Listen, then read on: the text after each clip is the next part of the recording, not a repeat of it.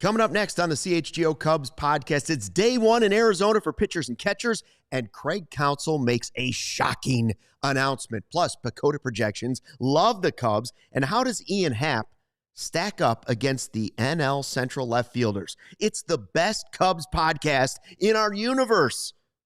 CHGO Cubs next.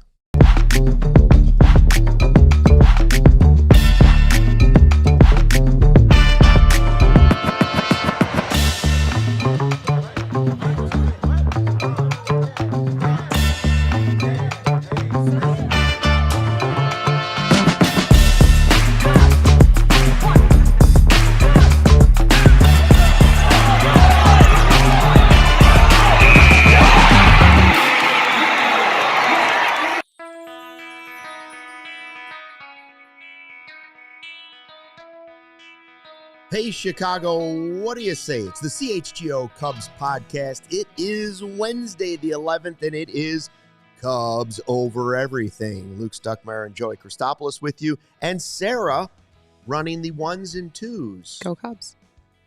Some people have been suggesting that Joey and I should now be called Stuckopolis. Oh, really? Yeah, you know, like Bennifer, Jennifer, those type of things that Stuckopolis might Is that work. what the interwebs are saying? Some people are saying it. Not me. Some people. Okay. The web chatter? Look at this. Our guy, Gary Ross, is here. He says, Luke, Joey, are you there? Gasolina, are you there? Which one of us is Gasolina? Well, I mean, who had the enchiladas last night? You answer me that, Luke. Then you tell me. Pitchers and catchers report today in Mesa. We had the big announcement from Craig Counsell. We'll get to that in a second. But first, we want to remind you that while pitchers and catchers report today, we will report on March 5th We promise. through the 8th, the CHGO baseball road trip to spring training. Some of the Sox guys will be there. We're going to be there. We'll go to Cubs games. We'll go to Sox games. We're going to have a golf outing out in Arizona. And bonus, you can also go to the Bulls-Suns game out in Phoenix over that stretch. So lots will be going on. It's a la carte, presented by our friends at Shady Rays. Sign up now. Get your spot. Hang with CHGO. You might be going already and you're thinking, what am I going to do when I get there? What game should I go to? We got it all figured out for you. An a la carte menu of things to do in Phoenix between March 5th and March 8th. And there's other stuff on there like hangouts and meet and greets and all that fun stuff. We're going to have a good time. Yeah, I'm not burying the lead here that I'm so excited to watch Cubs baseball. I am also excited to go to that Suns-Bulls game because apparently Matt Ishbia, the brother of Justin Ishbia, does the menu. Cheap. Word on the street. Woo! Like $2 hot dogs. I am like $3 beers. I am most Like excited yesteryear. about sitting out on the grass in the outfield at Sloan Park because I've never done it. Well, they wouldn't let you before. It They wouldn't let me wasn't because allowed. of the reflection Yeah, factor. exactly. But they told me if, like today, I would be willing to wear a lot of black, it would soak up. We sort of look like umpires or referees today, We kind of do a little bit. especially me with the black hat and the CHGO black and white shirt. So the spring training trip, I'm looking forward to it. I heard reporters today, you know, the TV types, I was one of them for a long time. They love to tell you in their reports what the weather is out there. Oh, sure. They love to send it back to anybody that's in the studio and be like, yeah, and it is great out here. It's 71 this morning. Usually it's a little chilly, but it's already 73. And yeah, it's going to be real nice this afternoon. Like it's 10 degrees warmer than it usually is. Okay. Yeah, shout out to Josh Friedman on Twitter today. Yeah. Posting some great videos of Alex Bregman taking Jamison Tyone yard during BP. Yeah. Showing a little Matt Shaw. People are obsessed with Matt Shaw taking these 60% energy swings and trying to dissect what the leg kick is and where his hands are being placed and everything. It's just like, I get it. I'm excited too as well, but I'm only taking this with a few grains of salt. A couple grains of salt in the pocket. WGN does it right for spring training, and that is a credit to Dan Roan, now retired, Classic. legend. He told WGN one year, we are renting a house. And it's a house with a pool and a tiki hut. And they rent it every year. The live truck sits in the driveway of some neighborhood. And they always have Steve Scher, the photographer, great photographer, jumping in the pool at the end of spring training. And I noticed that Josh already had a picture of, I believe, Steve getting out of the pool in his clothes. So, Jackpot. I mean, we're coming. They threw some great parties there. That's all I'm going to tell you. All right, so pitchers and catchers reporting today. That's the great news. We'll get to the Pecota projections in just a bit, I should say. But first, the big news this morning was Craig Counsell meeting the media. Jesse Rogers says, ninth inning, who's pitching? Is it Palencia? And he says, yes, one word, and then great scoop, Jesse. So here's our Game Day Men's Health difference maker. Better father, better husband, better man. Go to Game Day Men's Health. Visit GameDayCHGO.com to find locations closest to you. Counsell names Palencia, the closer for the ninth inning. And I say to you, is he going to be the difference maker for a bullpen that's been completely rebuilt? Like, there is nothing more volatile than a bullpen in Major League Baseball. The turnover is always crazy. Guys that were good are not good the next year because they're not starters, and that's how they ended up mostly being in the bullpen. And you just never know with a bullpen. The Cubs finished with a good bullpen last year. Wasn't so great in the first half. This year, they're basically starting almost from scratch. Yeah. Right? Thielbar and Palencia. And so I suggest that's really no different than any other year because every year you are starting from scratch. You don't know if it's going to work with those guys. So they'll find out. But is Palencia the difference maker in the bullpen because you think he will be that steady at the back end? Well, when it comes to difference maker, absolutely, because there's two ways that pendulum can swing, right? Yep. If he is ineffective, if he has problems, one, he might cost us a few games early on in the season, and two, then you're putting guys into different roles that maybe they're not accustomed to, or you're moving guys up maybe in the pecking order of the out-getters that Craig Counsell likes to say. Mm-hmm. So, yeah, I mean, a bad closer can throw the whole thing kind of out of whack and into disarray, and also you're ruining the confidence of which is now the third young relief pitcher for the Cubs. Like we started with, I believe, Porter Hodge into Albert Alzolay into Daniel Palencia. Mm-hmm. If Daniel Palencia, the third time's the charm, and that can stick, that would be a great benefit for the Cubs. I don't know if Craig intended on doing it like this, but I appreciated that, Luke, man, you know, you've been doing this a long time. He could have gone there and said, well, we expect him to be the closer, or we're just looking forward to get our hands and eyes on all of our pitchers, and we're going to make decisions as spring goes along. We got out-getters. We got competition. Right, but the fact that he came out there and in so many words, and when I say so many, few, said that Daniel Palencia is going to be the closer, I think that is a sign of confidence and a boost to a young pitcher. And I think it's something that maybe Daniel Palencia needs to hear, maybe more than Cubs fans needs to hear right now. I would like to go into my fake psychology degree. And I'm going to go. Need the glasses here? Let me put these on. All right. These are billable hours, Professor by the way. Luke is here now to tell you what's going on at Cubs camp today. This is what's really going on. Craig Counsell, remember back at the end of last season, we talked about what's going on. And Palencia started to have this little meltdown. Yes. Things weren't going well. It was like you could see him just itching to get out of his skin. He got a little frazzled, and then there was the injury, and we didn't see him. We said, how's he going to come back? And I noted that I thought Craig Counsell, let me put my glasses in my mouth here because that's what the professors do. I noted that Craig Counsell brought him back not in the closer's role.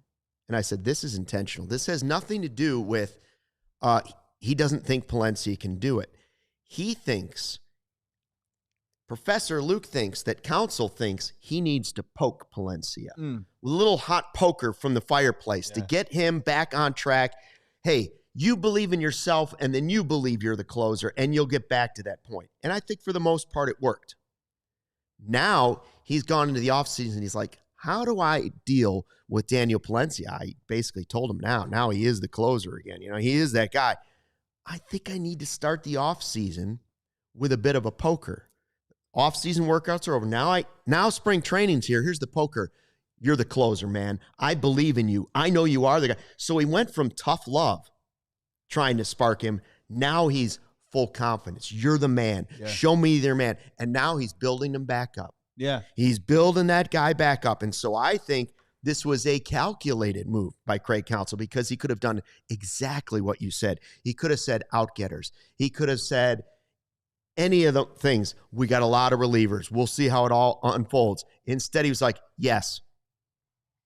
Great scoop, Jesse. And moving on. Moving on. Big surprise. And so there it is. There are no questions. He's got his guy.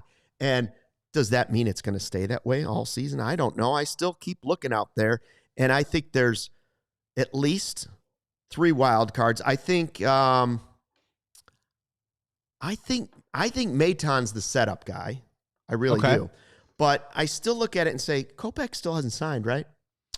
Kopech hasn't signed. As far as we know, the reports are he's still in recovery from arthroscopic surgery. So it feels to me like... Could be a little bit.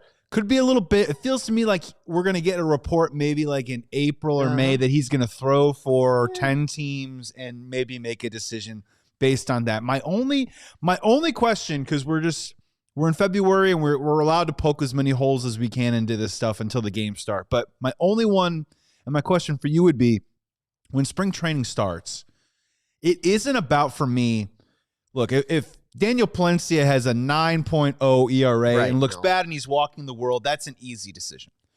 My only question is, let's say Daniel Palencia is a little more up and down. Yeah. Let's say Daniel Palencia is more, and I'm just throwing a number out there to give everyone an idea of what I'm talking about. His ERA is about 4.5. 2 good appearances, 1 kind of bad one, whatever it is. But a guy like Hunter Harvey is lights out in spring training. Is Craig putting himself in a position to maybe go back on? I don't think so. No, right? This I don't confidence think so. thing? I don't think so. We're going to ride into it. As long as he's healthy, Palencia is the closer. Now, how long they would continue with that if he was struggling, I don't know. Yeah. They've found reasons. And Gary says, I love Kopech. I actually don't love Kopech. I just like the idea of another hard-throwing guy that's had some success that the Cubs might say, ooh, we could really fix some of the things and that would get him back to being that super top prospect that the White Sox once had. And I think that's the type of guy he could be. Expensive version of that, but yes. If you saw the news yesterday and you saw the Cubs sign Kyle Wright, and if you said, that's an interesting signing. It was. That's a buy low on a guy who's produced at the major league level that I'd be interested in. That's the same category as Michael Kopech. I understand that Kyle Wright won 20 games a couple years ago, but injuries, ineffectiveness, them coming back does not mean that they both come back equal to their once powers. So Michael Kopech is in the same category. And frankly, I think the reason why we're still intrigued by it is because between the Colin Snyders, the Corbin Martins, the Tyquin Thorntons, all these different guys that the Cubs are bringing into camp to get a look at to see, can they be depth guys at AAA? You know, Michael Kopech fits the bill on that, and he can still throw gas, and he was really, really good for the Dodgers only like 2 years ago. I'm going to throw 2 more names out there, one that I didn't come up with, but I love the idea. And one is still, we don't know what Ben Brown's going to be. But if Palencia were to falter and Hunter Harvey's not up for the task, any of those things, could you see Ben Brown go from starter? Because I do think he may start as a starting pitcher again this spring and just kind of that flexible role, the starter reliever. Could I see him being that high leverage guy or closer at the end of a game? I could. And the other name that Michael Cerami brought up from Bleacher Report, and I was like, wow, that's spot on. We kind of touched on it once, but I never thought of it this way. What if Jackson Wiggins goes to Iowa and he gets the starting help that he needs, and then there's really no room to bring Jackson Wiggins up because Steele comes back and everybody's mostly healthy. They've got enough starters going, and you're like, well, he's really good down in Iowa. Could you break Jackson Wiggins into the majors the same way we've seen some other guys come up? Yes. The Steeles, the Keegan Thompsons, whoever you want to put on that list. And the answer is yes. If you're trying to limit innings, that could be a good plan at the end of the season. Do some work starting, and then we're going to watch your workload, but have you contribute in a big way by not necessarily being the closer, but being one of those high leverage guys late in your first season. Yes. And what are the hurdles that Jackson Wiggins needs to clear right now to be a part of the 2026 Cubs at the major league level? It's control of the zone, right? So if you're trying to maybe mitigate that and you're trying to get his feet wet, yeah, there are plenty of examples of guys that come up, start in the bullpen, can be a piece, just get 3 outs. Give me 9 to 12 of your best pitches, which also means with the Ben Brown thing, you only really have to rely on 2 of them to get through 3 guys. If you can just focus on that and bring up your talent in those small little bursts, then eventually we can begin to start thinking about transferring you over to the starter. When it comes to Ben Brown, I mean, I was on it last year where I thought when we were sitting around asking ourselves, even in midseason before the Daniel Palencia came along, is that I know that we believe in Ben Brown with this starter potential, but if it isn't happening right now, just maximize what he's great at and just put him in a role where he could possibly thrive. And I always thought that'd be a back-end bullpen guy. We'll see what role he has because he could really go any direction. He could be first inning, fifth inning, seventh inning. He could maybe be the ninth inning. It's interesting to see how Ben Brown will fit in. Right now, Palencia is the difference maker in the bullpen. But somebody else could also be a difference maker midway through the season, late in the season. We will find out. It's all here on the CHGO Cubs podcast. Up next, it's going to be the Pecota projections, and they love the Cubs, and they hate the Brewers, just like us, CHGO Cubs. Hey, what if you could have reliable and intelligent Wi-Fi, and what if you could keep it at the same price for not 1, not 2, not 3, not 4, but 5 years? That is the Xfinity 5-year price guarantee. Imagine Wi-Fi that makes everything in your home work together. It finds and fixes problems before you even know you have them, like super intelligent Wi-Fi with a 6th sense. And it lets you stream the game while everybody else in your family is watching something else online. All your devices working in perfect harmony for 5 whole years. And here's the best part. No annual contracts, no hidden fees, and Xfinity's best equipment is included. Take it from me, a lot can change in 5 years. But your Wi-Fi, that should be reliable, and it should stay consistent with the price. So lock in your price. Unlock the possibilities with Xfinity. Learn more at Xfinity.com. Xfinity, imagine that. Select plans only. Restrictions apply. Did I not 1, not 2, not 3, not 4, 5 years? Luke, I got a secret to tell you. Winter is here. Thank you. I don't know if you realize that. I was aware. But the bigger question is you got to ask yourself this. Is your home's heating up for the challenge? And if you got a plumbing emergency, what do? You call Four Seasons. If you have an electrical emergency, you call Four Seasons. And then you need a new hot water tank installed today. Guess what? You call Four Seasons. And now is the time to schedule your Four Seasons furnace tune-up. And if you're looking for a home generator, they've got you covered because at Four Seasons, they guarantee same-day installation for all your heating, cooling, plumbing, electric, sewer, and generator needs with no extra charge for nights, weekends, or holidays. So right now, you can save up to $4,000 on furnaces and comfort systems with Four Seasons. Heating, air conditioning, plumbing, sewer, and electric. Furnaces at $39 a month. Furnace AC combos at $57 a month. So call today and save $50 from your trusted local experts at Four Seasons. Heating, air conditioning, plumbing, and sewer and electric. They've been serving the Chicagoland area for over 50 years. So go to fourseasonsheatingcooling.com today to save up and stay warm. Welcome back to the CHGO Cubs podcast. It is the 11th. I'm wondering if Zac Gallen will be a Cub on Valentine's Day. Walk right into our hearts. The day he gets married, Bob Nightingale says, "You're going to be a Cub." And he said, "Nay, honey, we're waiting till Valentine's Day." Bob said, "Will you accept this rose?" Could you imagine Zac Gallen's wife? I get it. Like, they'll be like uber rich. Yeah. But also at the same time, it's like, what are we doing today? It's like, no, I have to go finalize my contract. I'm going to the Chicago Cubs. Remember that wedding thing? And they would both say, okay. Yes, they would. Anyways. All right, it is time for Hooters, the original take. Cheer on your favorite teams from any of the 11 Chicagoland Hooters locations. Check them out at originalhooters.com. And here is your original take. It's from the computers. The Pecota projections love the Cubs. Woo! But we just looked it up, Joey. Deja vu. We've seen this story before. They love the Cubs. Yeah. And this is the year they take over the Brewers and step on their neck. Groundhog Day. This is the non-original Ryerson? take from Hooters. Yeah, like Watch out for that first step. The 2025 Pecota projections had the Cubs winning 91 games, finishing 11 games ahead of the rival Milwaukee Brewers. And yes, Sarah, flash it up. Where do they have them this year, ladies and gentlemen? That's right. Right where they were before. Oh, the middle one. Go back to one to the, that one. Boom, baby. 90.1. 10 games. Yeah. Okay. Sweet. I mean, you love when you look at it, you go, the playoff percentage is at 87%. You love to see that because, damn it, October was so fun last year. And they project them. I mean, the Cubs scored a little bit more offensively. They gave up a little less defensively last year. I think they scored like 760 runs last year. They gave up about 640. So the run differential has been closed a little bit. But 90.1, Luke, how do you feel about that? I like it. I don't remember what I'm going with for my projection. Yeah, I'm not there for the yet. Season. My computer is still rebooting, and it's on dial-up. So it takes my computer takes a little bit longer to get the actual end results. We're lucky we got you into Notion today. That's right. And I like to see spring training play out before I really give a firm idea of what I think the team can do. What if you could say, like, off the top of your head, like, what is that for you off the top? Is that something from the pitching side, or is that some of the fringe offensive guys of, like, can we take the next step? Does Alex Bregman look awesome? Is there one or two things that you're like, man, that would get me really comfortable? Well, I think on paper they've actually improved the team. Mm-hmm. Okay.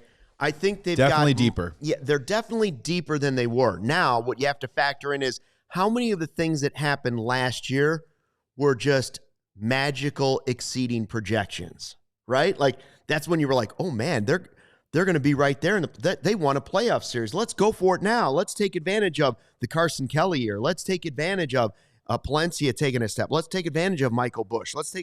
Okay. But I think some of those things, maybe not all, are repeatable. Yeah. A lot depends on Pete Crow-Armstrong. A lot depends on Cade Horton. A lot depends on the pitchers staying as healthy as they were, other than Justin Steele last year, and the outfield staying as healthy as they were last year. I like it.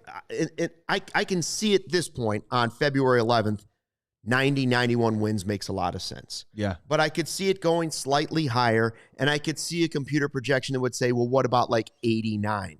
What surprises me, even though the Brewers just signed Gary Sanchez, and what did it do? It doubled their spending? That's what Bob Nightingale said. The $1.75 million just doubled their offseason spending. Man, I like to hear that. I do like to hear that. But I mean, that's like comical. Right? That's comical. But is this the year? I mean, I thought last year was the year that the Cubs would not only make up the 10 games they were behind the Brewers, but then maybe go 5 above it. And then sure enough, the Brewers had this magical run, almost unheard of in baseball, and they still won the division. But I agree with Pecota. This is the year the Cubs win the division, and they don't win it by just like 4 or 5 games. I think they're going to win it by no less than 9. Wow. Okay. And so that's what they're saying. They're saying, like, is it going to be a 10-game difference? I could easily see the Brewers being like an 83-win team and the Cubs being a 93-win team. I could see that. Yeah, and I like the 1-2 punch here from Corey Seacrest, first saying projection for 161-1. We can't be perfect, but it'll be close. That's right, Corey. I like where your head's at with that, with the 1-2 punch of Gary Ross saying the Cubs will win between 1 and 162 games also this correct. year. Gary's streak of never being wrong continues, because I think he's right on that one too. Yeah, look, I as it stands right now, I'm definitely, I think I said it last week, I'm definitely sitting in the 88 to 92-ish win range right now. I'm not going to come out with my full prediction. We're going to do that when we get closer, when we get back from Arizona before opening day happens. If they, I'm going to maintain that I think if they were to sign Zac Gallen, I might get a little delusional. You might need a little going around the bases. Might need a little reality spray. But yeah, like everything, you want to go one step at a time. I mean, look, this is low-hanging fruit, but the health thing, right? If they're all healthy and everything that we've been talking about on paper is ready to roll on opening day, I'm going to feel really good about our chances because, of course, across a long season, injuries can happen. But if everyone's healthy heading into the year, we have immediate replacements for whoever would possibly go down. In terms of at the plate, yes, I would like to see Matt Shaw have a good spring. I think that would be an important one. Him and Moises Ballesteros, the young guys. I remember last year, and I don't remember what the game was, but there was a moment when PCA was up at the plate, and I forget who it was, but he took a curveball and he smoked it over the left center field fence for a home run, and that got my eyebrows perked up. It wasn't a guy who's just trying to turn and burn. It wasn't a guy who was just looking for fastball and being dangerous. Just took that curveball, served it right up over the fence at left center field, and I said, wow, that's an interesting development and improvement. I want to see some of that stuff from some of our young guys. Another guy that maybe isn't so young, but we were talking about him a couple of days ago when we were ranking our catchers. I want to see Miguel Amaya healthy, right? If Miguel Amaya is healthy. I saw him walking in today on video on Twitter. And he was one of the, and there was about 7 a.m. He was walking in perfectly. If he can stay healthy and he gets back to that line drive mentality that he started to develop, a nice little habit that he had at the plate before he got hurt, hitting the ball in the basket against the Dodgers, you know what I mean? And making it happen. That one would be cool to see as well. Just certain guys checking a box, not only being healthy, but hitting the ball hard. I think that's going to get me a little bit more excited. But Pecota, hopefully you are dead on because you weren't wrong last year. You were just dead wrong about the Brewers. I can't see the Brewers winning 80 games. It's got to be more than that. I just don't believe it. That's like saying Michael Myers is dead. Let's go get a drink, and then we look in the backyard and he's gone. The Bears are going to beat the Packers 2 out of 3 times in it. Oh, wait a minute. What? Eureka. The world is turning, folks. I see a prediction of 96 and 66. Oh, I love speak it into existence. They signed Gallen. I might get there with you. So you're talking about what you want to see and what it might mean. I did notice already Bregman took Tyone deep. Let's go for our overreaction of the day. Wild Thought Wednesday. Our Wild Thought Wednesday overreaction of the day. Oh, Bregman is going to win the MVP and Tyone is toast. And Bregman's not going to do anything unless he faces Jameson Tyone this year.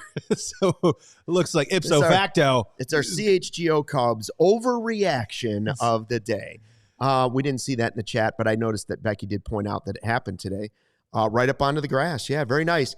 I don't think the only thing that I think really matters in spring training is the first thing that you were talking about with Amaya, and that is health. Yeah. I almost don't think any of the results matter at all.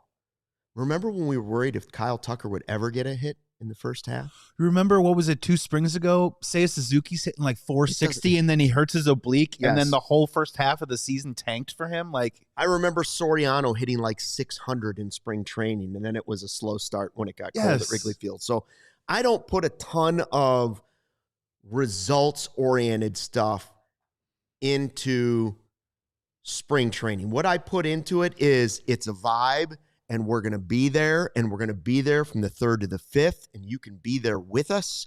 And it's the CHGO road trip to spring training. Bring it back. Presented by Shady Rays. Future's bright. I got to talk to Chris Pankow and see if I get an extra pair of Shady Rays. So every time we do something out there, I show up in a different Shady Rays. Different. So the diehards and sickos know we are serious. Gary doesn't think Gallen's happening, and a lot of people feel that way. That's fine. We will get to some of those thoughts coming up. Oh, confirm from Chris. Can you hook me up? New Shady Rays. I think I need a pair of the big blades like the kids wear. The big blade ones. Yeah, we need to do the one where you take them off and you already have another pair that's already on. That's like what you got a double pair? The blades, and then I can have another pair underneath. Meme to come. Anyways, I love this day because it really, now that the Super Bowl's over and pitchers and catchers report, it's just such a good feeling. And I love that Pecota also came out around the same time within 24 hours and bang, they love the Cubs. I don't know if it's going to be right. They were wrong about it last year. At least the Cubs got to the postseason. If I had to say today where I sit at, I'd probably actually sit at 90 because I like to say the year I graduated high school is where I start. That's my platform. Yeah. And so I'll sit at 90 right now, but if they could add a little something else, or I start to feel better about how healthy they are, or more importantly, not the injuries. Hamate bone, might talk about that little thing coming up. It's that little tiny bone in your wrist there. I have experience with the hamate bone. I can tell you about. Yeah. Something connected and so to the I will bone. tell you about a hamate bone injury. But we got a lot of stuff to talk about. And we were going to do another one of these position comparisons, right? We started with catcher. Where do the Cubs catchers rank in the NL Central? All right, let's move out to left field later in this podcast today. Where does Ian Happ rank among outfielders in the NL Central? Think about that. Post your ideas in the live YouTube chat here at CHGO. We appreciate that. But first, a word from our sponsors. Okay, let's talk about your next weekend escape. Or maybe you're just your next big night out, because Potawatomi Casino Hotel in Milwaukee has everything you need in one spot. We're talking about thousands of the latest slots and table games. Ready to refuel? They've got a ton of amazing restaurants and bars to choose from. Whether you're feeling fancy or just a quick bite out, they've got you covered. You don't even have to leave the property. You can stay there in luxury at their beautiful hotel, steps away from what many call the Midwest's best sports book. I won big there. Heading to a Bucks game this winter. Maybe you want to see them take on the Bulls. Start your day right at Potawatomi, hit the sports book, then head to the game. It's all right there. Super convenient. They've got a full winter lineup. Concerts, festivals, sports, you name it. Potawatomi is the perfect home base for all of it. Potawatomi Hotel and Casino in Milwaukee. Your win is waiting. Go check it out. We went there in the summer, watched the Cubs beat the Brewers, and then I went and lined my pockets with cold, hard Cubby cash. That's a Potawatomi weekend right there. All right, Luke, look, let's have a little guy talk here for a second, all right? And as a man right now, I know it's cold outside. It's the winter. Sometimes you start feeling like you got a little low energy, right? Like maybe you don't have as much motivation and drive. Well, it might not be that seasonal weather out there driving you down. It might be a case of low testosterone. It's very common for people even 27 years old and up. And that's why Game Day Men's Health wants to get you back to your peak performance. And whether it's becoming a better father, better husband, better man, better podcaster, better dog father, it's a quick and easy process. And Game Day Men's Health wants to support your health journey through personalized care that's tailored to your goals. They have extremely high success rate. Speaking of that success rate, shout out to Josh, who lost over 100 pounds with Game Day Men's Health, low testosterone replacement and supplements. And also you have vitamin supplements too if you want weight loss, hair loss, whatever it is. If you don't believe us, take it from Josh right there. So start your best life with Game Day Men's Health. Scan the QR code or go to Game Day CHGO to find locations that are closest to you today. It is the first day of pitchers and catchers at Sloan Park in Arizona. They have reported, and the brass and the manager have spoken to the media there. And we want everybody here in the live YouTube chat and listening to this in podcast form later to know that CHGO Cubs, Joey Christopoulos, and myself, Luke Stuckmeyer, are in the best shape of our lives. That's right. Day one of camp. Sarah, best shape of your life? Yes. Go Cubs. Go Cubs. Go Cubs. Do you have any quotes that would be as good as the players are in the best shape of their lives? I mean, Joey? So look, it's all fun and games, right?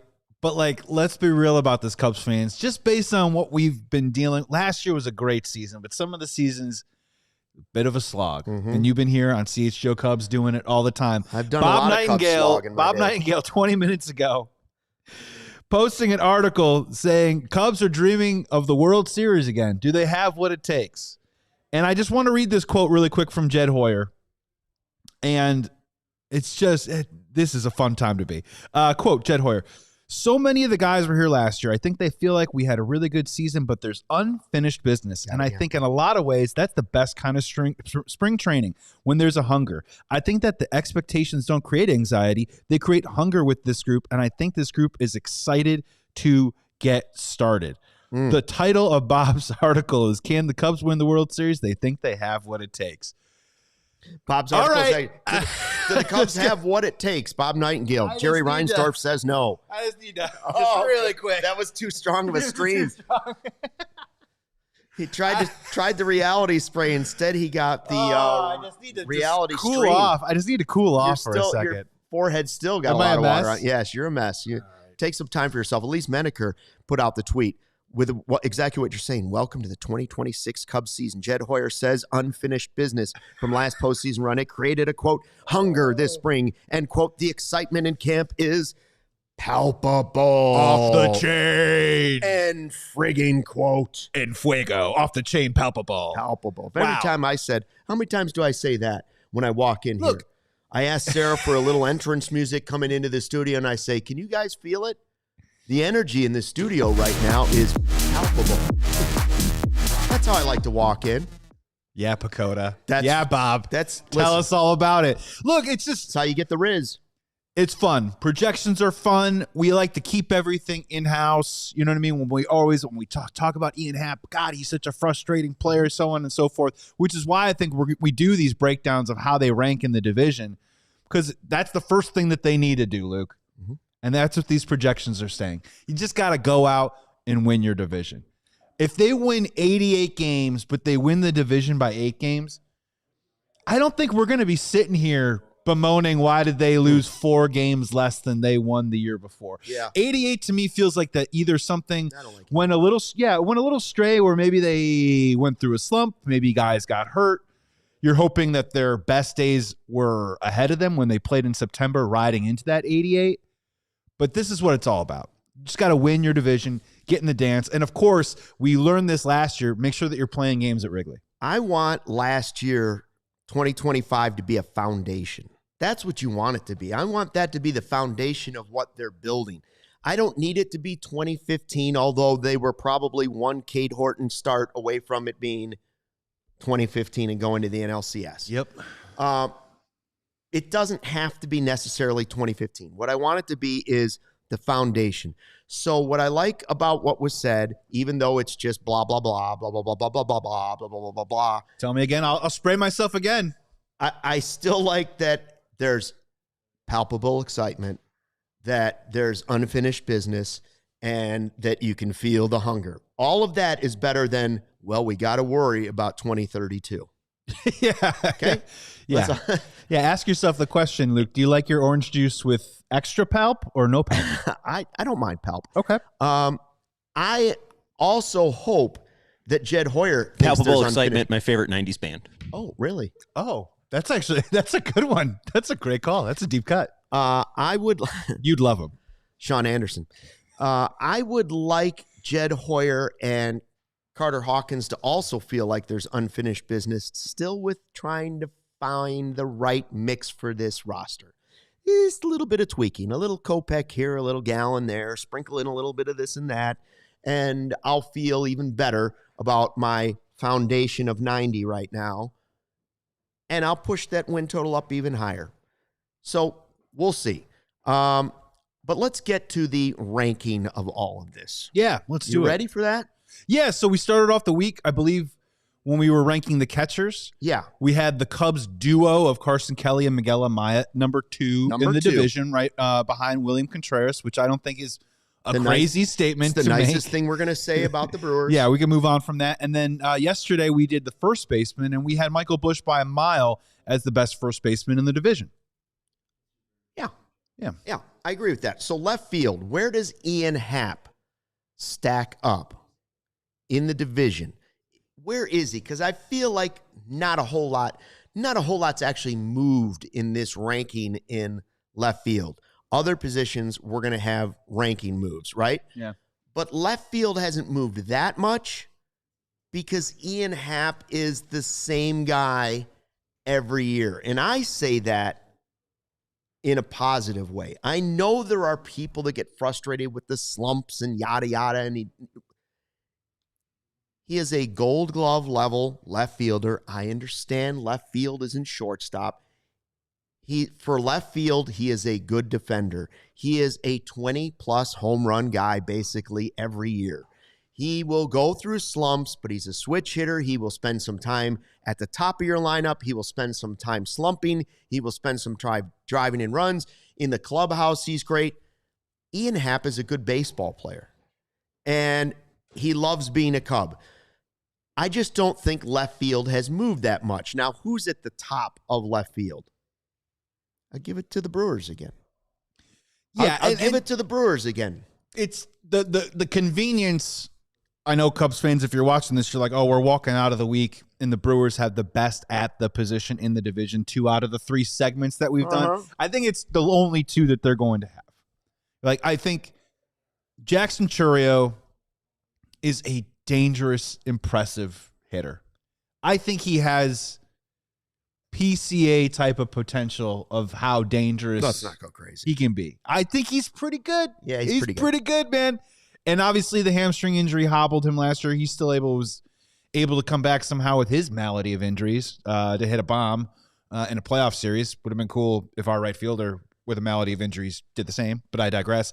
I'm going to throw some numbers at you since 2022. 4.3, 3.5, 3.9, 4.0. Those are the WAR totals of Ian Happ on a year-in and year-out basis. So I got Jackson Chourio as the best left fielder in the division. And right now, not necessarily if you pull up the depth chart or if you go to MLB right now in terms of opening day, Gary, Chourio is not currently their center fielder. So that's just what we're going with for right now. But it's very true. We're just going by the depth He can charts. also play center field. Sal Frelick can also play center field too as well. Right now, they have Christian Yelich playing left field. They will do more mixing and matching than the Cubs will. I think so. Yeah. Yeah, 100%. So I have Jackson Chourio at number 1. If you were to play a predominant amount in left field, Ian Happ would be number 2. The question that I have with Ian Happ, and we just had it yesterday, me and Justin had it with Michael Busch, is, of course, what's the big narrative with Michael Busch, right? He's disrespected among his peers when we rank first baseman because he doesn't hit against lefties. I'm just asking the question. Ian Happ, the longest tenured Cub. When you start to look at it, we can hammer all we want, the WAR, the 20 home run floor, the Gold Gloves. I am starting to ask the question, though, does he earn the right to hit against lefties all the time this year? If you look it up, his career splits against lefties, his OPS is like 700. Last year versus lefties, I think he hit about 220 with an OPS under 700. I'm not saying, look, you want Ian Happ out there all the time if you can. But it is fair to ask the question, with Seiya Suzuki in left field, Matt Shaw in right field versus lefties, is that an option? Right? Are you going to, who would you think is easier to convince? Bregman DHing and Shaw playing third base on days when there's lefties up there, or Alex Bregman at third base and then maybe Seiya playing a little left field? That's the only question that I have about Ian Happ moving forward, but I think he is the second best left fielder in the division. Which Matt Shaw is going to walk through the doors at Sloan Park? It's the biggest question. I saw a video of the shorter leg lift. The leg kick is much smaller. He's hitting bombs. Everybody's getting excited. And again, I say, everybody slow down. Everybody slow down. I think it's Chourio, Happ, and then I look at the rest of the list and I say, whatever. Lars Nootbaar, Brian Reynolds, Spencer Steer, and I just want to say, Spencer Steer had a 0.7 WAR last year. He had a tough offensive year. They're going to play him a lot at first base too because it's not going to be all Eugenio Suarez there too. He's a decent defensive player. Gary's a big fan though. I am surprised at the Mount Rushmore of the CHGO Cubs chat and just the bitterness that's coming my way right now. Becky says the Cubs are going to extend Happ. Godfather says we're not winning a division without a closer. Gary says neither Kopech or Gallen will be Cubs, most likely true. And then he's got Chourio's playing center field. He went, I got it. Well, Godfather, give me a first or second. Okay, then make the case of who's better than Ian Happ at left field in the division. I don't. With 30-year-old Brian Reynolds, who had his career worst year? No. Is it Nootbaar? No, he's not even a real person. It's a made-up name. We've said that many times here. He's a made-up person. Yeah. I don't think so. It is what it is. And the whole reason why we're having this exercise is, again, the first path, the first mission of this season is to win your division. So what we're doing is, I know that the Cubs often get pegged as this team that's solid but not great. There's depth everywhere. But if you go player for player, position by position, so far, so good. The Cubs have at least the first or second best player at their position across the division. You think that would give them the advantage that Pecota believes that they have. We'll see how it all unfolds. I just don't think there's a ton of sexy in left field. I don't know that anybody ever describes Ian Happ as sexy left fielder. Sorry, I apologize to some out there in the audience because I know everybody likes his butt. But please, he's a married man. Don't Let's group not talk everyone about his into buttocks. that. Greg brags in the 120 class. All we do is sit in left field. It's his favorite chant. Yeah, I'm like, why don't we try right field? And he's like, no, Happ, we're staying in left. Anyways, I think Chourio, if he's playing there in left, and I know it could be a lot of other guys. It could be Yelich sometimes. We're just sticking Chourio where the depth chart is, and Chourio's the sexiest left fielder. Yes. I don't mean looks. I mean player. Potential. The rest of the guys are nice players. I don't have bad things really to say about any of them, but it's just not a place where I'm going to lose a lot of sleep over picking who's second, who's third. I don't think Ian Happ has lost the right to be knocked off that spot at number 2. I think he belongs there. Now, will that be the way at the end of the season? I don't know. There could be another outfielder there by the end of the season. We don't know if this is the end. And if you just look across the division, I mean, it's funny. It's like, growing up and playing Little League, it was all about right field, right? Stick the bad player out in right field because the ball's never going to get hit out there. I feel like sometimes Cubs fans like make that sort of comparison to left field. Like it's something to be ashamed of that like he's out there. And frankly, if you look at it, I get it. If Jackson Chourio moves from center field to left field, I think he's the better player. But if you look at it between Lars Nootbaar, Brian Reynolds, Spencer Steer, I mean, Ian Happ is just a more consistent player. I think he's a better player today than those other 4 guys. And he's in a walk here. You know what I mean? Yeah. Wild Thought Wednesday, Luke. Wild Thought Wednesday. Guys, focus harder. As the days go on. I don't know if that's true or not. Well, I'm just saying, as the days go on, I think Ian Happ's going to hit 30 bombs this year. That's my Wild Thought Wednesday. Whoa. Reality spray, you've been sprayed enough, so I don't want to hit you with that. That's right. Wow. You heard it here first. 30 bombs. Walk here. All of a sudden, oh, man, what are we going to pay Ian Happ? How many home runs did PCA have last season? Hit 30. So you think Ian Happ's going to hit the same amount that PCA is going to hit? I don't think that's ridiculous at all. I think Wild Thought Wednesday, I think he can do it. Okay. I think in a walk crazy. here. I always prefer Happ in left field over batting, honestly. That's a hot take, Joey. No, it's definitely out there. It's definitely a hot take, and it's hot take. I'm not. It's meant to be hot. It's meant to be burning out of the oven right now. But like, if he puts together the August and September that he does every single year, which is an 850 OPS, he always gets hot in August and September.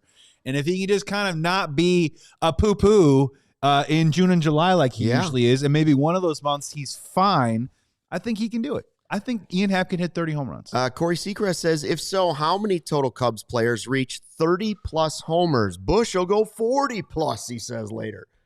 Wouldn't be upset. Now, I would say Bush 40-plus is maybe more bold than even Happ at 30-plus. Which one's crazier?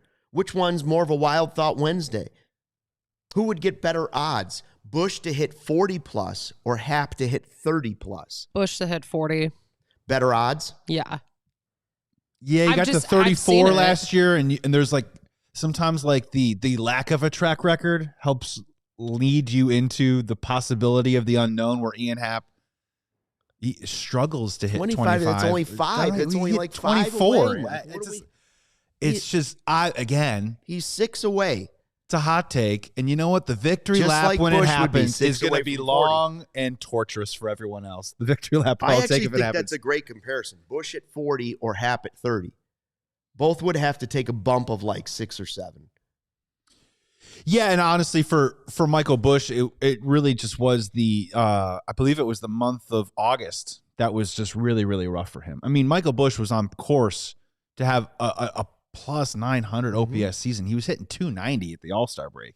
He had a slugging percentage of 550 and an on-base of 375. The only problem was in the second half, he hit like 220, but the slugging didn't go anywhere. So the slugging you're not going to have to worry about if he can sort of like level off just a tiny bit. Hit 34 last year. I mean, yeah, he's got an outside shot.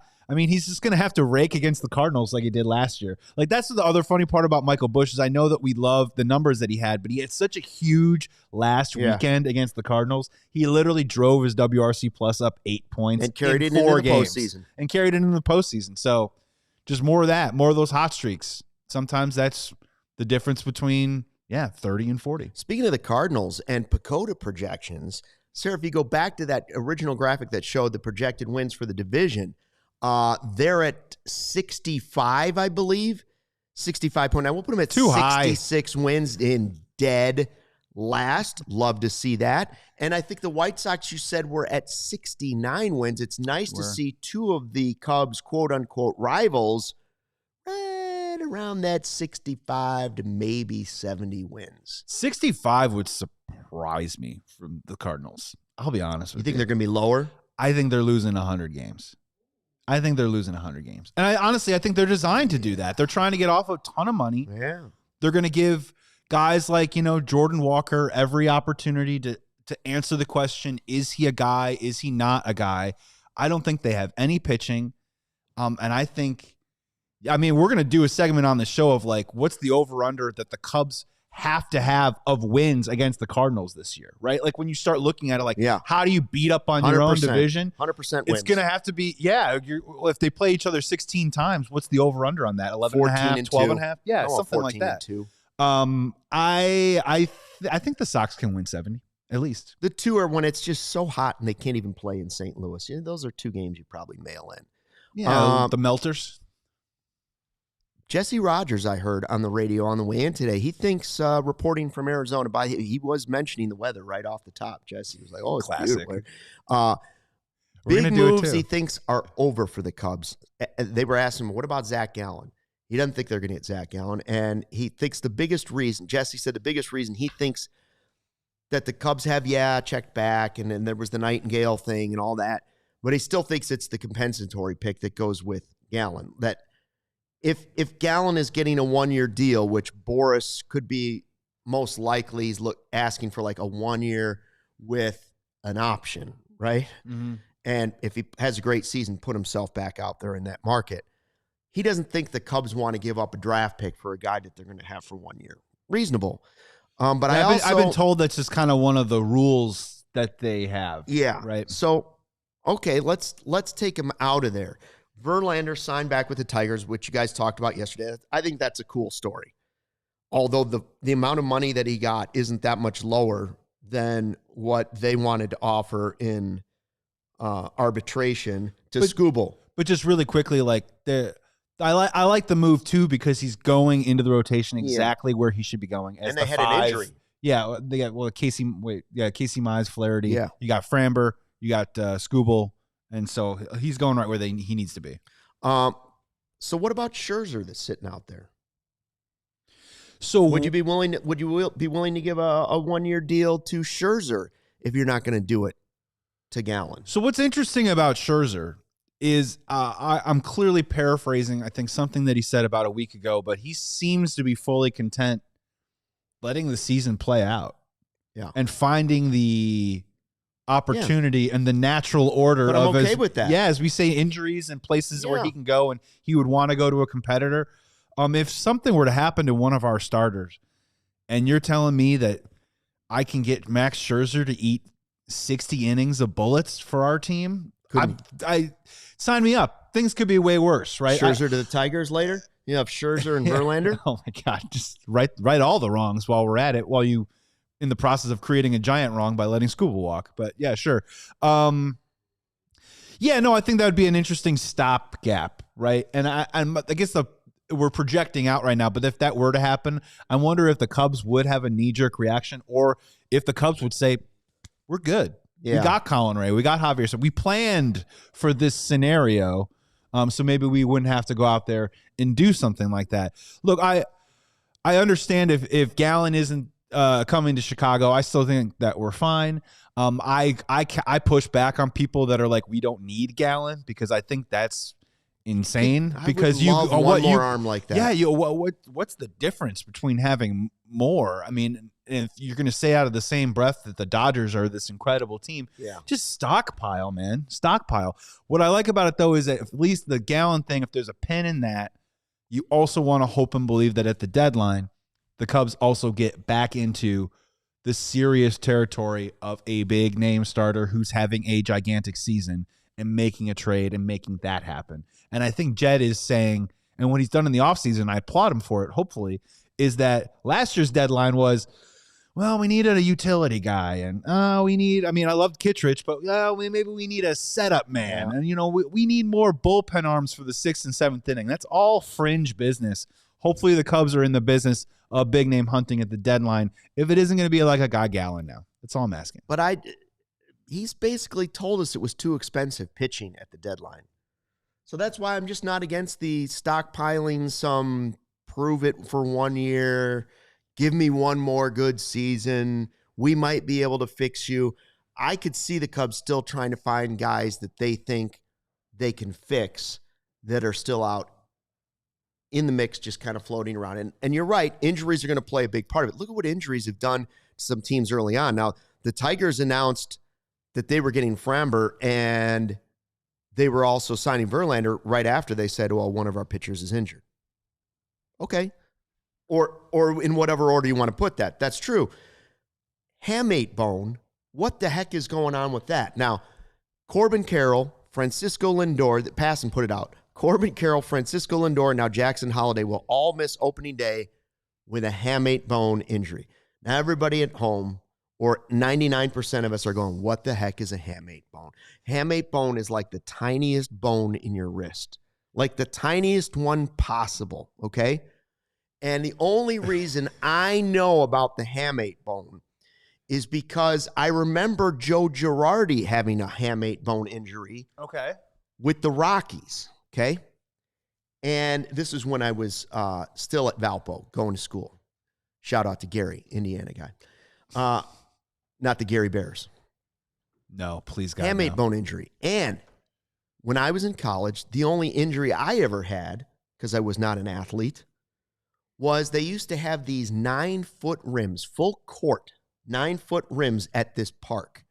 You know the steel ones that have zero give and they are wrought iron. Yeah, hell yeah. But like you could hang 400 pounds on that rim Chain and it's net, going chain net or regular net, nylon net or chain net. Yes. It's going Great nowhere. Sound. The It's best going sound. nowhere. You could put 4 guys hanging on that rim. That thing is doing nothing. And we would go and have dunk contests on this 9-foot rim, okay? And let me tell you, I don't have great hops. I could dunk a volleyball in my day. Yeah. Not bouncing it, but I could run with a volleyball and throw it in, okay, at my height, at the peak of my athletic performance. And so I would go to these and I would throw down some Jordan and Dominique moves on these 9-foot rims. And then the Valpo basketball players started showing up and running in the offseason, running these courts. Because word got around town that there was a Dunkmeister I named wanted to Stuckmeyer show what around I town. was made of. Yeah. And so I cherry-picked once. And I went down there and I went to do the Dominique and I went right there, the old hamate bone. I was never the same. Never the same. That was pretty much the end of my career. Injured that hamate bone, my doctor said. It's got a slight fracture in that hamate So wait, is bone. it on, it's on the inside? Yeah, it's somewhere. I thought it was Oh, it's up here. here Okay. somewhere, but it was just like you couldn't do anything. You couldn't even shake somebody's hand with the hamate bone. And now these poor guys have it. All I want then, the rest of the spring training is, first of all, I sent it to my 2 college roommates today who used to call it my ham bone injury and laugh at me and mock me. And I said, all the great athletes get the hamate bone injury. It still Only a matter of continues. time. I was just a pioneer in the hamate bone injury. So all I want from the Cubs right now this spring is to avoid the Corbin Carroll. Please avoid the Francisco Lindor. Please avoid the Jackson Holliday. We don't want any hamstring or hamates or any ham injuries. We don't want any of it. I love the idea. I don't want any honey baked ham injuries. No, I don't want ham ate, ham gone. no honey baked, no hamate, no hamstring. I love the idea that you went to the doctor's office and the doctor probably rolls in and he goes, "Hello, Mr. Stuckmeyer. So what was going on today?" And you're like, "Well, I was slamma-jamming." And you know what I mean? I was on the 9-footers over So look, down the highway there I'm towards putting Maryville, on about a halfway. show. It was a real dunkathon. People were chanting my name. Yeah. And you know what I mean? Oh, okay. So I'm just going to write down. I used to really be was- able to do the 2-handed dunk where you drop the ball down by your feet and then reverse it over your head. Really was something. Wow. Yeah. Okay. It was, again, a 9-foot rim, but it was impressive. And it was, I think I didn't go to a real doctor. It was the student medical center, where you go when you have like, Classic. please just give me some antibiotics. Or now the kids ask for Adderall, that type of thing. I was just going for a hamate bone injury because I was that type of athlete. So that's all I really want out of the spring. Pitchers and catchers reported it's great. Wonderful that it's sunny and warm because maybe that means there aren't any hamstring injuries and any of that stuff. I just want to get through the Cactus League and break camp. Yes. And I want to be there in March 5th through March 8th when we are there for our spring training trip, which did we mention? I don't know if I mentioned it, but it's presented by Shady Rays. I need Gary there. I need Corey there. I want to see the Godfather and Becky there. I want the Mount Rushmore of diehards and sickos. I want you guys. We need there. the chat Justice League. And like if we Corey, have Godfather, to get a camper Gary, for Barb, Becky, Barb. Yep. Michael That's right. Field, you're in it. Craig Brindle, he's not here today. I want Brindle there just so I can hear his trade Matt Shaw with takes. a sign. That's all he's going to have. He won't speak. Nope. Sean Caselli, I saw a comment from this weekend, a former sicko, and hopefully Sean Caselli will show up. Come on back, Sean. Anyways, listen, we got Corey and Brendan with Cubs related tomorrow. Then we are back at Monday, of course, unless Zac Gallen decides to sign with the Cubs. But Gary says it's not happening, so I believe him. We'll be back on Monday. Justin will join us Tuesday, Wednesday of next week. Got some guests next week, too. We got some guests coming. Yeah, we don't want to. We'll tease that. Big time. Thanks for checking out the CHGO Cubs podcast. We're back next week. Corey and Brendan tomorrow. Don't miss it. Until then, thanks for watching and fly the W. We all silly like the mayor.